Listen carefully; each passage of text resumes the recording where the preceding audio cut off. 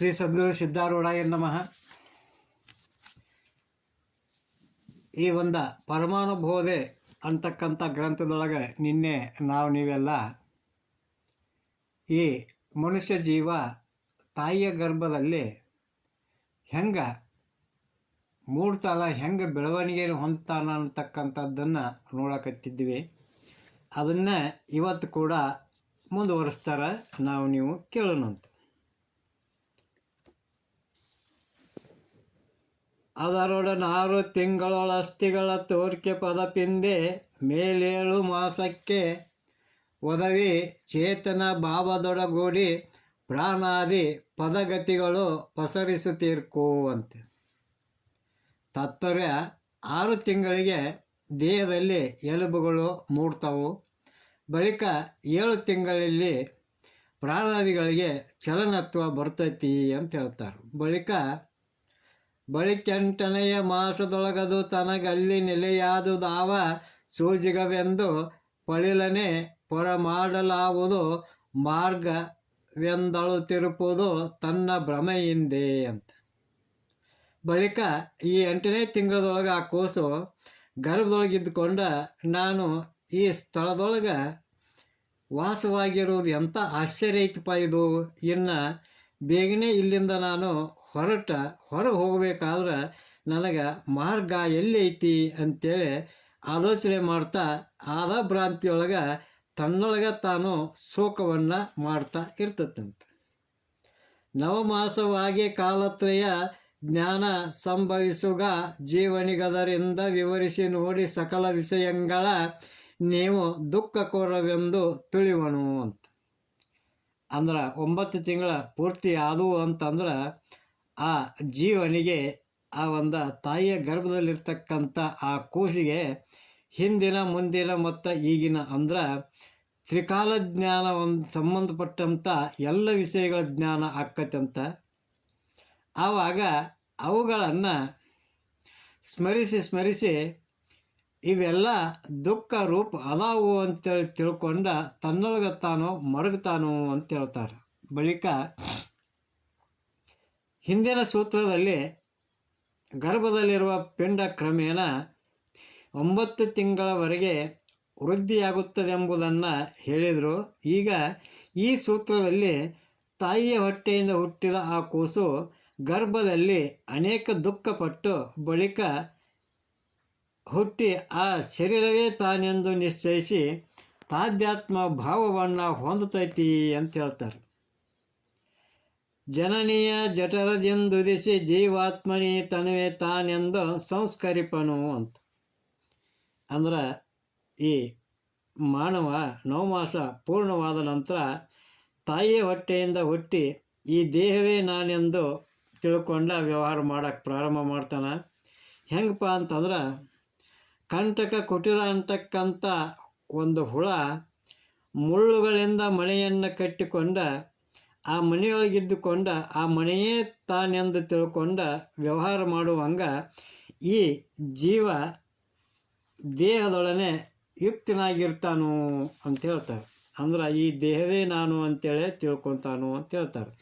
ಬಳಿಕ ಗರ್ಭದಲ್ಲಿರುವಾಗ ಜೀವನಿಗೆ ಸಂಭವಿಸುವ ದುಃಖಗಳನ್ನು ನಿರೂಪಣೆಯನ್ನು ಮಾಡ್ತಾರೆ. ಕೇಳು ಮೈತ್ರೇಯಿಯ ಮೇಲ ಜೀವನದಲ್ಲಿ ತಾನಾಲೋಚಿಸುತ್ತಾ ತನ್ನೊಳಗೆಂತೂ ಪೇಳಬಾರದ ಹೇಸಿಕೆಯ ದುಃಖದೊಡೆತನ ಮೇಳವೆಂತಾದುದೆಂದೇಳುವನು ಅಂತ. ಆ ಜೀವ ತಾಯಿ ಗರ್ಭದೊಳಗೆ ವಾಸಕ್ಕೆ ಮಾಡಿಕೊಂಡಿದ್ದಾಗ ಹಿಂಗೆ ತನ್ನ ಮನಸ್ಸಿನೊಳಗೆ ಚಿಂತೆ ಮಾಡ್ತಾನಂತ. ಹೆಂಗಂದ್ರೆ ಈ ಮಲಮೂತ್ರ ಕ್ರಿಮಿ ಮೊದಲಾದ ಅನೇಕ ದುರ್ಗಂಧದಿಂದ ತುಂಬಿದಂಥ ಈ ಗರ್ಭಕ್ಕೆ ನಾ ಯಾಕೆ ಬಂದೇನಿ, ಇಂಥ ಭಯಂಕರವಾಗಿರ್ತಕ್ಕಂಥ ದುಃಖಕ್ಕೆ ನನಗೂ ಸಂಬಂಧ ಆದರೂ ಹೆಂಗಾತು ಅಂತೇಳಿ ತನ್ನ ಮನಸ್ಸಿನೊಳಗೆ ತಾನು ಶೋಕವನ್ನು ಮಾಡ್ತಾ ಇರ್ತಾನು ಅಂತ ಹೇಳ್ತಾ ಮುಂದೆ ಮುನ್ನಾದ ದುಃಖವ ನಿನಗೊದಗುವ ಬಾಧೆಯನ್ನರೆ ಕಂಡು ತಾನಲ್ಲಿಂದ ಇನ್ನೆಂದಿಗೆಯೂ ಪೊಡಮೊಡಲಲ್ಲೆನೆಂದು ಜೀವನ್ನಾಡೆ ತನ್ನಳು ಭ್ರಮಿಸುಗೋ ಅಂತ. ಅರ್ಥ ಏನಪ್ಪ ಅಂತಂದ್ರೆ ಜೀವನ ಗರ್ಭದಲ್ಲಿ ತಾನು ಹಿಂದಕ್ಕೆ ಅನೇಕ ಜನ್ಮಗಳಲ್ಲಿ ಹುಟ್ಟಿ ಬಂದೇನೆ, ಆ ಅನೇಕ ಜನ್ಮಗಳಲ್ಲಿ ಹೆಂಡರು ಮಕ್ಕಳು ಧನಧಾನ್ಯಾದಿಗಳನ್ನು ಬಿಟ್ಟು ಬಂದಿರತಕ್ಕಂಥದ್ದನ್ನು ನೆನೆಸಿ ದುಃಖ ಪಡ್ತಾನೆ. ಇಷ್ಟು ಅಲ್ಲದ ಇನ್ನು ಮುಂದೆ ನಾ ಈ ಗರ್ಭವನ್ನು ಬಿಟ್ಟು ಹೊರಗೆ ಹೊರಟು ಹೋದ್ರೆ ಇನ್ನೂ ನನಗೆ ಅನೇಕ ದುಃಖಗಳು ಕಾಯ್ಕೊಂಡು ಕುಂತಾವು. ಆದ್ದರಿಂದ ನಾ ಇಲ್ಲಿಂದ ಮುಂದಕ್ಕೆ ಹೊರಟು ಹೋಗಲೇಬಾರ್ದು ಅಂತೇಳಿ ನಿಶ್ಚಯ ಮಾಡಿ ತನ್ನೊಳಗೆ ತಾನು ಭ್ರಮೆಯುಳ್ಳವನಾಗ್ತಾನು ಅಂತ ಹೇಳ್ತಾ ಬಳಿಕ ಪೊರಮೊಟ್ಟೊಡೆಯೋ ದುಃಖದರುಬುದನಿಂದಾನು ಪೊರಮೊಡಲಲ್ಲೇ ನಿಂತೊಳಗಿರ್ಪೆ ಬರಿದೆ ಬಾಧಕವಿಂತು ತನಗಾದುದೆಂದವ ನರಿದೆ ದೈವಾನುಗತಿಯಿಂದೆ ಇವತಿ ಬೇರೊಂದ ವಸತಿಯಾಗುವಂತೆ ವೈಷ್ಣವ ಮಾಯೆ ಮಸುಗಾಕ್ಷಣದೊಳು ತವೆ ಸೂತಿ ಎಂಬ ಮಾರುತನುರೆ ಪಡೆಯುವುದಂತವನದೋ ಮುಖವಾಗುವಂದದಿ ಅಂತ. ಅಂದ್ರೆ ಜೀವ ನಾನು ಈ ಗರ್ಭದಿಂದ ಹೊರಗೆ ಹೋದ್ರೆ ಇನ್ನೂ ಅಧಿಕವಾದಂಥ ದುಃಖಗಳೇ ನನಗೆ ಬರ್ತಾವಲ್ಲ ಹೊರತಾಗಿ ನನಗೆ ಇಲ್ಲಿ ಸುಖ ಅನ್ನುವಂಥದ್ದು ಸಿಗುವುದಿಲ್ಲ. ಆದ್ದರಿಂದ ನಾನು ಹೊರಗೆ ಹೋಗಲಿಕ್ಕೆ ಒಲ್ಯ, ಇನ್ನೂ ನಾನು ಈ ತಾಯಿ ಗರ್ಭದೊಳಗೆ ಇರ್ತೇನೆ ಅಂತಕ್ಕಂಥ ವಿಚಾರ ಮಾಡ್ತಾನೋ. ಅಲ್ಲದ ಈ ದುಃಖ ನನಗೆ ಸುಮ್ಮನೆ ಎಲ್ಲಿಂದ ಪ್ರಾಪ್ತ ಆಯ್ತು ಅಂತೇಳಿ ಹಿಂಗೆ ಚಿಂತೆ ಮಾಡುವಾಗ ಅದೃಷ್ಟವಶಾತ್ ಏನಾಕತ್ತಿ ಅಂದ್ರೆ ಬೇರೊಂದು ಅವಸ್ಥೆಯೇ ಅಲ್ಲಿ ತೋರಿಬಿಡ್ತೈತಿ. ವೈಷ್ಣವ ನಾಮಕವಾದಂಥ ಮಾಯೆ ತತ್ಕ್ಷಣದೊಳಗನ ಮುಚ್ಚಿಬಿಡ್ತೈತಿ. ಬಳಿಕ ಪ್ರಸೂತಿ ವಾಯು ಆ ಕೂಸನ್ನು ಕೆಳಮುಖವಾಗುವಂತೆ ಚೆನ್ನಾಗಿ ತಿರುವಿ ಹೊಡಿತೈತಿ. ಅದರಿಂದ ಆ ಕೂಸು ದಿಗ್ಭ್ರಮಣ ಉಳ್ಳದ್ದು ಆಕ್ಕತಿ. ಈ ರೀತಿ ದುಃಖವನ್ನು ಹೊಂದಿ ಕೂಸು ಜನನ ಆಕ್ಕತಿ ಅಂತಕ್ಕಂಥದ್ದನ್ನು ಇಲ್ಲೇ ಹೇಳ್ತಾರೆ. ಯೋನಿ ರಂಧ್ರದೊಳು ನುಸುಳಿ ಹೊರಮಾಡೋ ತನ್ನ ಪಾನದಿಂದ ತನು ವರ್ಧಿಸಿ ಮಾನಿನಿ ಕೇಳು ಮತ್ತ ಜೀವನಾತನು ತಾನೆಂದು ಬಗೆದು ಸಂಸ್ಕರಿಪನು ಅಂತ. ಅಂದ್ರೆ ಆ ಜನನದ ಸಮಯ ಬಂತು ಅಂತಂದ್ರೆ ಆ ಗರ್ಭವತಿ ತಾಯಿಗೆ ಮೇಲಿಂದ ಮೇಲೆ ಬೇನೆಗಳ ಪ್ರಾರಂಭವಾಗಿ ಆ ಕೂಸು ಭೂಮಿಗೆ ಬೀಳ್ತದೆ. ಮೇಲಕ್ಕೆ ಮುಖವುಳ್ಳುವಂಥ ಕೂಸು ಯಾವಾಗ ಕೆಳಮುಖವಾಯಿತೋ ಆಗ ಜರಾಯು ಅಂತಕ್ಕಂಥ ಚೀಲವು ಹರಿದು ಹೋಗುವುದು. ಯೋನಿ ಮಾರ್ಗದಿಂದ ರಕ್ತ ಪ್ರವಾಹ ಪ್ರಾರಂಭವಾಗಿ ಅದರೊಡನೆ ಕೂಸು ಜಾರಿ ಭೂಮಿಗೆ ಬರುವುದು. ಬಂದ ನಂತರ ಆ ದೇಹವು ಅನ್ನ ನೀರುಗಳಿಂದ ಬೆಳೆದು ದೊಡ್ಡದಾಗಲು ಆ ದೇಹವೇ ನಾನೆಂದು ಜೀವನು ತಿಳಿಯುತ್ತಾ ಹೋಗುತ್ತಾನೆ ಅಂತ ಹೇಳ್ತಾ ಬಳಿಕ ಈ ದೇಹವು ತಾನಲ್ಲ, ತಂದೆ ತಾಯಿಗಳ ರೇತೋ ರಕ್ತಗಳ ಪರಿಣಾಮವಾಗಿರುತ್ತದೆಂದು ಹೇಳ್ತಾರೆ. ವನಿತೆ ಕೇಳಿ ತನುವಾರು ಕೌಶಿಕಮಯವನೇ ಚರ್ಮ ರುಧಿರ ಮಾಂಸಗಳು ಜನನೀಯ ರುಧಿರಾಂಶವೆನಲು ಮಜ್ಜನ ರವಯು ಜನಕನ ರೇತಾಂಶವೆನಿಪವು ಅಂತೇಳಿ ಹೇಳ್ತಾರೆ. ಅಂದ್ರೆ ಈ ಒಂದು ದೇಹದಲ್ಲಿರ್ತಕ್ಕಂಥ ಚರ್ಮ ರಕ್ತ ಮಾಂಸ ಈ ಮೂರು ತಾಯಿ ಅಂಶ, ಅಸ್ಥಿ ಅಂದರೆ ಎಲುಬು ಮಜ್ಜೆ ನರ ಈ ಮೂರು ತಂದೆಯ ರೇತಸ್ಸಿನ ಅಂಶ. ಒಟ್ಟು 6 ಭಾಗಗಳಿಂದ ಕೂಡಿರ್ತಕ್ಕಂಥ ಈ ದೇಹ ಆದ್ದರಿಂದ ತನ್ನದಲ್ಲ ಅಂತೇಳಿ ತಿಳಿತಕ್ಕದ್ದು. ತಾನಲ್ಲದಂಥ ಷಟ್ಕೌಶಕ್ಯಮಯವಾದಂಥ ಶರೀರವನ್ನು ತಾನೆಂದು ತಿಳಿಯುವುದೇ ಭ್ರಮೆಯಾಗಿದೆ ಅಂತೇಳಿ ಹೇಳ್ತಾರೆ. ಬಳಿಕ ದೇಹವು 3 ಮೊಲಗಳಿಂದ ಉತ್ಪನ್ನ ಆಗೈತಿ, ಆದ್ದರಿಂದ ತಾನಲ್ಲ ಅಂತ ತಿಳ್ಕೊಬೇಕಂತ ಹೇಳ್ತಾರೆ. ತಾತನ ರೇತುವೆಂಬುದು ಕರ್ಮವೆನಿಪುದು, ಮಾತೆಯ ರುದಿರವೆಂಬುದು ಮಾಯ ರೇತು ರಕ್ತದ ಮೇಳವೆಂಬುದಾನವ ಮೆನಲಿತನು ತಾನೇ ಮಮ್ಮೂಲ ಜಾತ ಅಂತ ಹೇಳ್ತಾರೆ.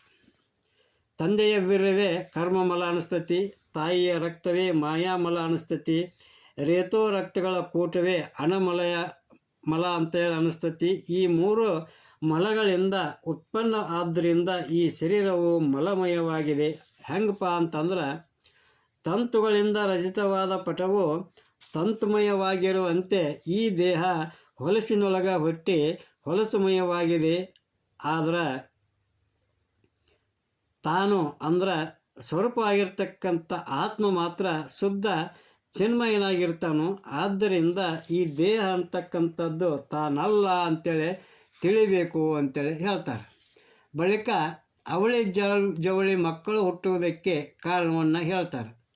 ತಿಳಿ 3ನೆಯ ಮಾಸದಳು ಗರ್ಭ ಮಿರ್ಪಡೆ ಏಳು ಪೊಕ್ಕ ಪಾನ ಮಾರುತನಲ್ಲಿ ಸುಳಿದು ತತ್ಪಿಂಡ ನೊಡೆಯಲಿಕೆ ಜವಳಿ ಮಕ್ಕಳುದಿಸುವ ತೀರ್ಪು ರಂಗನೆ ಅಂತ.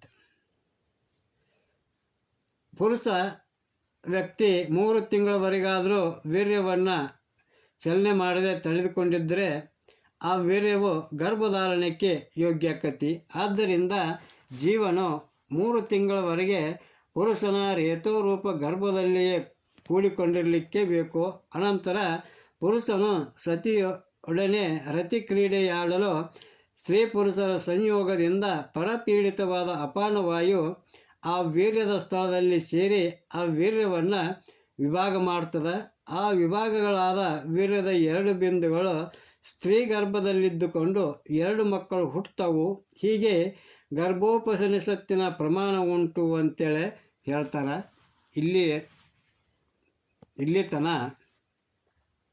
ಈ ಒಂದು ಅಧ್ಯಾಯದೊಳಗೆ ಒಬ್ಬ ಮನುಷ್ಯ, ಒಂದು ಜೀವ ತಾಯಿ ಗರ್ಭದೊಳಗೆ ಹೆಂಗೆ ಬೆಳಿತೈತಿ, ಹೆಂಗೆ ಅಲ್ಲಿ ಆ ಗರ್ಭ ವಾಸದೊಳಗೆ ಕಷ್ಟಪಡ್ತೈತಿ ಅಂತಕ್ಕಂಥದ್ದನ್ನು ಹೇಳ್ಕೊತ ಬರಕತ್ತಾರ.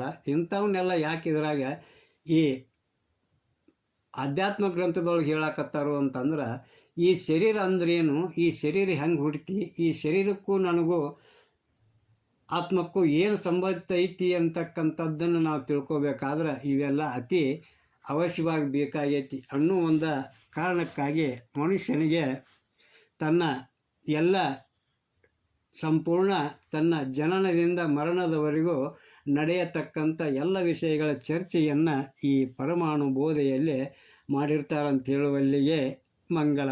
ಜೈ ಮಂಗಲಂ. ಜೈ ನಮಃ ಪಾರ್ವತೀಪತಿ ಶಿವ ಹರ ಹರ ಮಹಾದೇವ.